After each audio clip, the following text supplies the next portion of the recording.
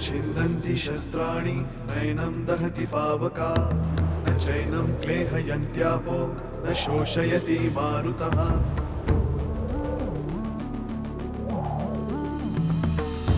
दिवसामागुणरात्र धावते सकाळ संध्याकाळ सूत्रधार जो या साऱ्याचा नामतयाचे काय तयाच्या मनात दडले नकळे कधी कुणा क्षणात होते संभव सारे क्षणापूर्वीचे असंभव असंभव असंभव असंभव। डॉक्टर जोशींचं नाव पुढे करून यशवंतराव सरंजामी, त्याचा मुलगा अभिमान दोषी नाही हा मुद्दा आपल्या गळीत उतरवत नसेल? आमच्या प्रयोगादरम्यान ज्यावेळी अभिमान मला सांगेल की बाळशास्त्रींचा खून कोणी केलाय, त्यावेळी मी पहिला फोन यशवंतरावांना करेन आणि दुसरा फोन तुम्हाला करेन। काय बाई कमाल आहे हो, खरंच इतकं करून सुद्धा बरं वाटत नाही, म्हणजे अगदी हे कमालच आहे। म्हणजे नाही नाही अहो रडू नका रडू नका रडू नका तुम्ही, मी येऊन जाईन ना तुमच्याकडे, मी येईन। नाही काहीतरी उपाय सापडेलच ना आपल्याला, म्हणजे हो आणि मी ती सगळी पुस्तकं घेऊन येते, म्हणजे त्याच्यात आपल्याला उपाय सापडेल ना। रडू नका तुम्ही, काळजी करू नका। मी येते, मी ठेवते फोन, ठेवते।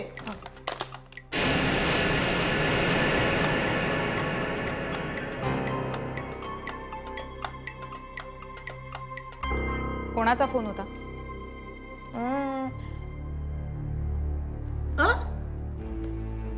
डोंगरेबाईंचा। त्यांना? डोंगरेबाईंना सांगत होतीस तू सुपर नॅचरल पॉवर बद्दल? चोरून बोलणं ऐकत होतीस ना आमचं? विषय बदलू नकोस कुसुमात्या।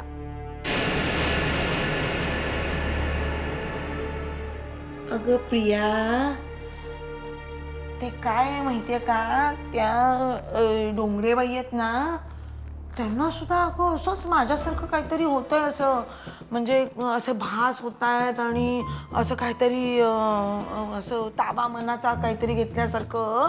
म्हणून मी ते आपल्याकडे पुस्तक आहेत ना, तर मी त्यांना म्हटलं की त्या पुस्तकातनं आपण उपाय शोधूया ना, म्हणून म्हटलं काय त्यांना मदत होईल त्या पुस्तकांची। कधी जाणार आहेस त्यांना भेटायला आता? का? यावेळी मी येणार आहे तुझ्या बरोबर। कशाला? नाही काय आहे, या सगळ्या पुस्तकांचा बऱ्यापैकी अभ्यास केलाय मी, मदतच होईल तुम्हाला। आणि एकदा मला बघू देत ना प्रत्यक्ष तुझी ही नवीनच जवळची मैत्रीण, जिला तू घरातल्या सगळ्या गोष्टी सांगत असतेस। जायचं ना? वहिनी, वहिनी, वहिनी अगं पानं घेतलीस का? मला भूक लागली अगदी खूप।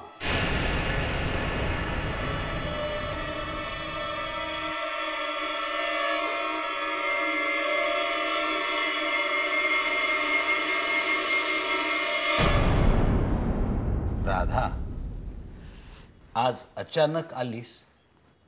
गेल्या महिन्याभरात एकदाही भेटलो नसू आपण। 1 महिना नाही आजोबा, जास्तच।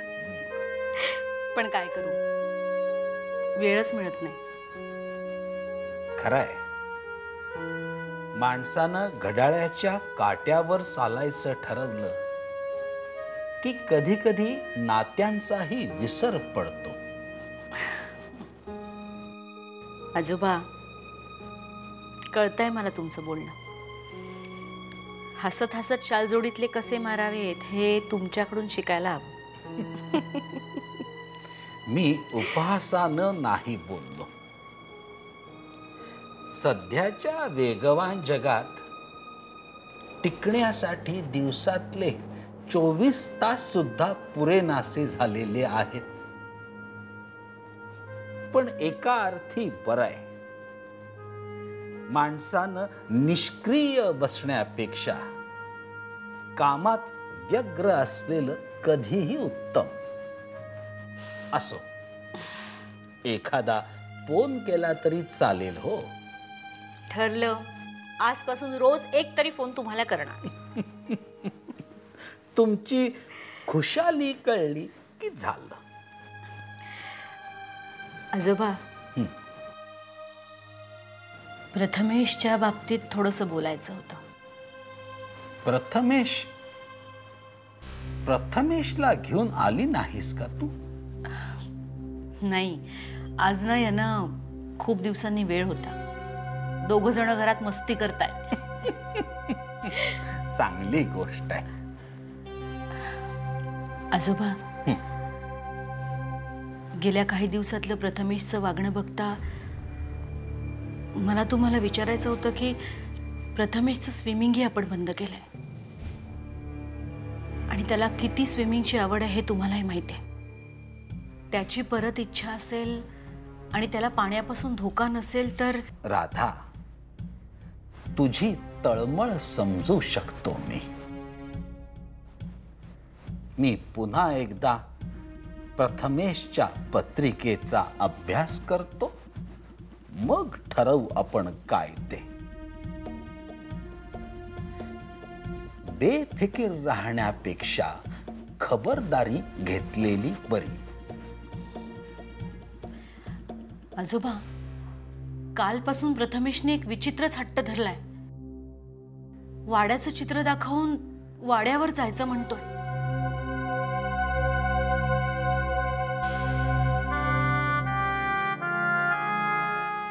वाड्यावर?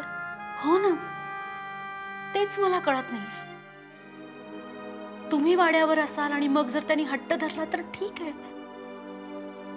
पण तुम्ही इथे असताना तू तिकडे जाण्याचा हट्ट का करतोय? मी घेऊन जायचं ठरवलं होतं, पण म्हटलं आधी तुमच्याशी बोलावं. नक्कीच काहीतरी कारण असणार. नको, त्याला इतक्यात वाड्यावर घेऊन जाऊ नकोस. आजोबा, काही धोका आहे का? नाही, वाड्यावर धोका असण्याचा प्रश्नच नाही. पण प्रश्न त्याला लागलेल्या वाड्याच्या ओढीचा आहे. मी सांगेपर्यंत कुठलाही निर्णय घेऊ नकोस.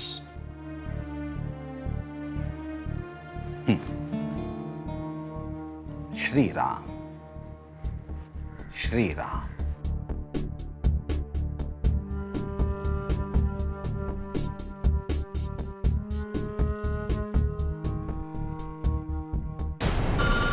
अरे हो आलो. हॅलो हॅलो विष्णू काका. बोल प्रियाताई, बोल बोल बोल बोल बोल. काय म्हणतेस? विष्णू काका, मी तुला सांगितला होता तो प्रश्न तू सोपान आजोबांना विचारलास? अगं प्रियाताई, तू मला विचारायला सांगितलंस ना, तेव्हाच मी तुला म्हणालो होतो सोपान आजोबा काही सुद्धा सांगणार नाहीत म्हणून. लक्षात नसेल त्यांच्या. लक्षात नसेल? काल परवाचं नाही, मालकांच्या लहानपणापासूनच्या सगळ्या गोष्टी लक्षात आहेत त्यांच्या. आणि कुठली गोष्ट किती फायद्याची आहे त्याच्यावर ठरतं बरं का त्यांचं, किती लक्षात ठेवायची की नाही. जाऊ दे ना, मी तुला त्यांच्याबद्दल काय सांगायला जायचो तर तुला राग येणार आणि तू मला विष्णू काका म्हणून ओरडणार. विष्णू काका, खरं सांगू का? बोल. मला पुन्हा एकदा वाड्यात यायचंय, पण एकटं. अगं मग ये ना. तुला इथे यायला कोणी अडवलंय काय? आणि परवानगी मागण्यासाठी फोन केलास काय मला तू? वेडी कुठली? बरं, एकटंच यायचं म्हणजे नेमकं काय विचार काय आहे तुझ्या डोक्यात? आहे, एक प्लॅन आहे. विष्णू काका, तुला वाड्यातली प्रत्येक खोली, प्रत्येक कोपरा माहित असेल ना? हे काय विचारणं झालं काय? मला ना वाड्याचा अभ्यास करायचा आहे. वाड्याचा अभ्यास? अगं वाड्याचा कसला आलाय अभ्यास? गंडांतराची घटना घडल्यापासून माझं आपल्या वाड्याबद्दलचं आकर्षण वाढलंय. विष्णू काका, तुला माहितीये, मी असं वाचलंय की प्रत्येक वास्तूत घडणाऱ्या पूर्वघटनांची नोंद वास्तुपुरुष करत असतो. म्हणजे म्हणजे आपल्या वाड्यात पार्वती आजी आहेच, पण ती यायच्या आधीपासून आपला वाडा आहे ना. प्रत्येक वास्तूची ना स्वतःची अशी शक्ती असते जी जाणवते, आणि या वास्तूत राहणाऱ्या प्रत्येक पिढीचं रक्षण ही शक्ती करत असते. आणि जितकी वास्तू जुनी तितकी ही शक्ती जास्त असते. विष्णू काका, पुरातन मंदिरांमध्ये बघ कसं एक वेगळंच वातावरण असतं. अगदी तसंच वातावरण आपल्या वाड्यात आहे असं मला नेहमी वाटतं. अगं हो ग, असंच आहे.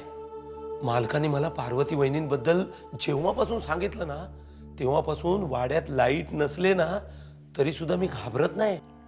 ए विष्णू काका, तू मगाशी म्हणालास की सोपान आजोबांनी आपला वाडा आजोबांच्या लहानपणापासून पाहिलाय ना. हो, मला मालकच म्हणत होते तसं.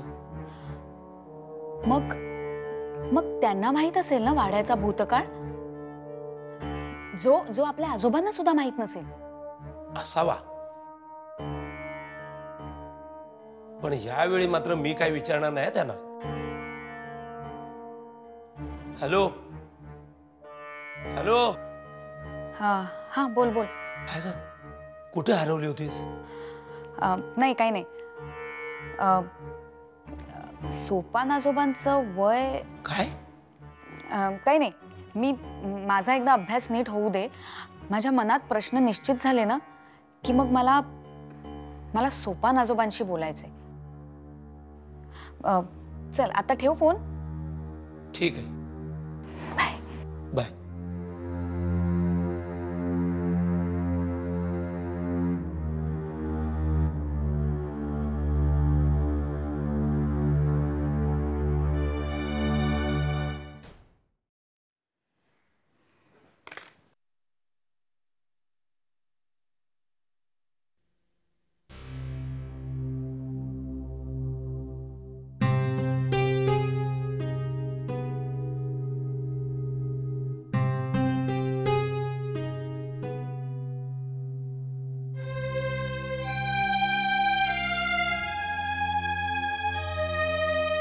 काय रे, काय झालं?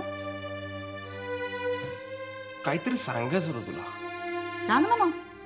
तेच विसरलोय मी. विसरलास? कमॉन, आठव ना. कशा संबंधी होतं? बर, कोणा संबंधी होतं? आई, बाबा, दादा, आपलं घर, माझं पेंटिंग? नाही ग. मग माझ्याबद्दल? छे. अच्छा, तुझ्याबद्दल? नाही. कमॉन यार, आठव ना. नाही आठवत आहे. विसराळू विनू आहेस. कोण? पुढच्या वेळेला आठवत गेलं ना की लिहून काढत जा. आठवेल का एवढं काय? स्वप्नील, माझं एक काम करशील? बोल.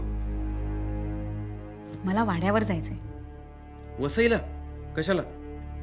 का माहिती नाही, पण वाड्यात असं काहीतरी आहे जे मला खूप अट्रॅक्ट करतंय. अगं, त्या वाड्यात तुझ्यावर गंडांतर आलं होतं आणि तुला तिथेच जायची इच्छा होती. होतीये खरी. मी ना वास्तुशास्त्रासंबंधी पुस्तक वाचलं म्हणून असेल, पण स्वप्नील, त्या वाड्यात नक्की काहीतरी घडणार आहे. तुला माहितीये, प्रथमेश सुद्धा वाड्याचं चित्र काढून राधावहिनीकडे हट्ट करत होता की वाड्यावर जायचंय. काहीही घडू दे वाड्यात. तू काय पत्रकार आहेस का तिथे जाऊन बसायला? आजोबांना विचारलंस का? वा, विचारलं तर ते हो म्हणतील. अच्छा, असं आहे का? नाही नाही, मग या बाबतीत मी काय बोलू शकत नाही. कुजकायस?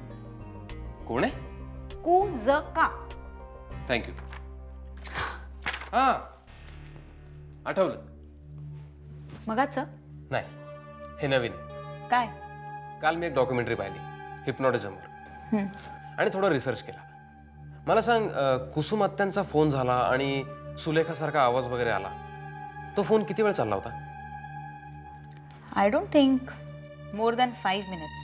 Yes, then it must be distant hypnotism. या प्रकारामध्ये ब्रेनवर जो इफेक्ट असतो हिप्नोटिझमचा तो जास्त वेळ टिकत नाही. म्हणजे या संकेतांना ब्रेन जास्त वेळ फॉलो नाही करू शकत. जास्तीत जास्त किती वेळ? डिपेंड्स ऑन कोण हिप्नोटिझम करतंय आणि कोणावर करतंय. म्हणजे त्यावेळी हिप्नोटिझम ज्याच्यावर होतं त्याच्या ब्रेनची जी अवस्था असते किंवा त्यात जे विचार असतात, जसं की एखाद्याच्या ब्रेनमध्ये जर विध्वंसक विचार असतील तर हिप्नोटिझम झाल्यानंतर ती व्यक्ती एखाद्यावर वार सुद्धा करू शकते. आणि हिप्नोटिझमचा इफेक्ट ज्यावेळी उतरतो त्यावेळी आपण काय केलंय हे त्या व्यक्तीला अजिबात आठवत सुद्धा नाही. स्वप्नील, याचा अर्थ उद्या कुणीतरी माझ्या मेंदूचा सुद्धा ताबा घेऊ शकतं? येस, असं होऊ शकतं. पण त्याचा फारसा काहीच परिणाम होणार नाही, कारण तुझा ब्रेन तुला वाईट काही करू देणार नाही.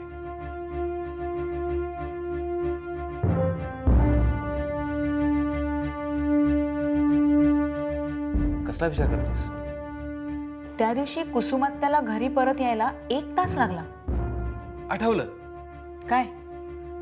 मला जे तुला सांगायचं होतं ते आठवलं. बोल. परवा मी कुसुमात त्यांना पाहिलं. रस्त्याने चालल्या होत्या, त्यांचं कुठेच लक्ष नव्हतं. मी त्यांना केवढ्या हाका मारल्या. आजकाल त्यांना ऐकायला कमी येतं का ग? या प्रश्नाचं उत्तर तूच आत्ता दिलंयस, आणि माझ्या प्रश्नाचं सुद्धा. कुठल्या? कुसुमात्या आणि सुलेखा एकमेकींना भेटतात का? उत्तर आहे हो. पण आता प्रश्न असा आहे, का?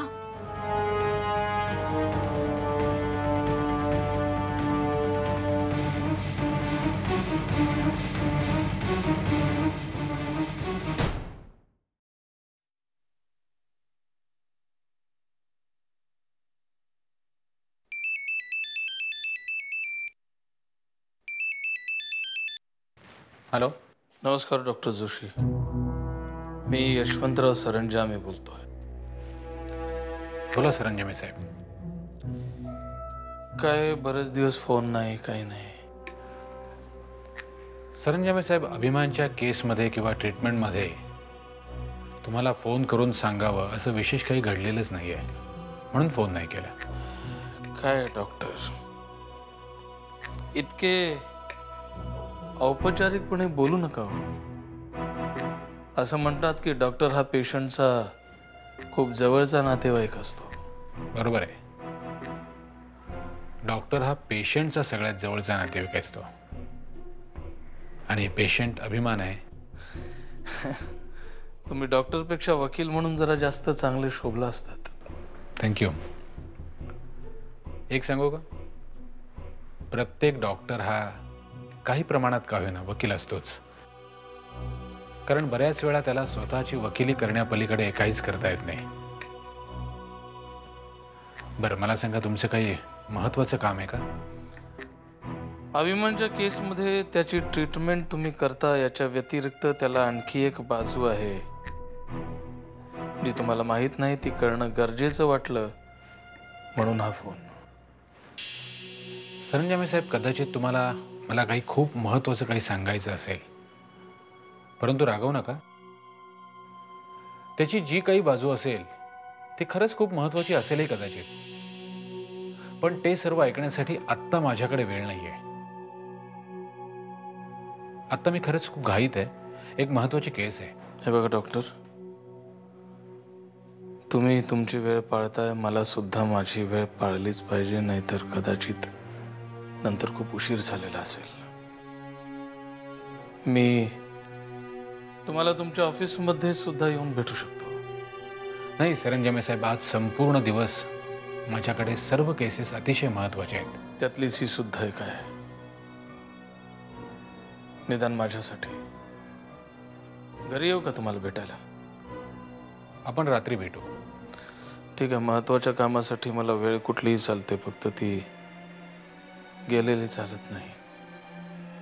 मी मध्यरात्री सुद्धा तुम्हाला भेटायला तुमच्या घरी येऊ शकतो. ठीक आहे, भेटू.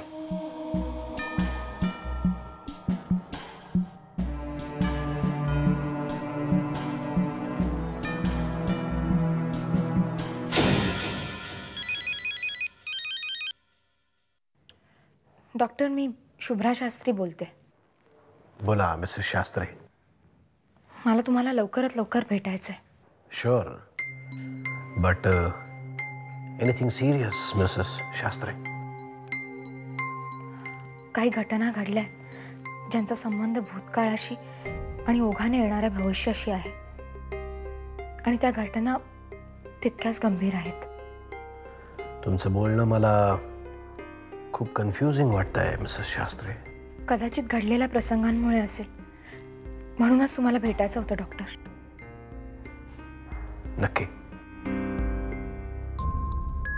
भेटूया आपण. Thank you doctor. बाय. बाय.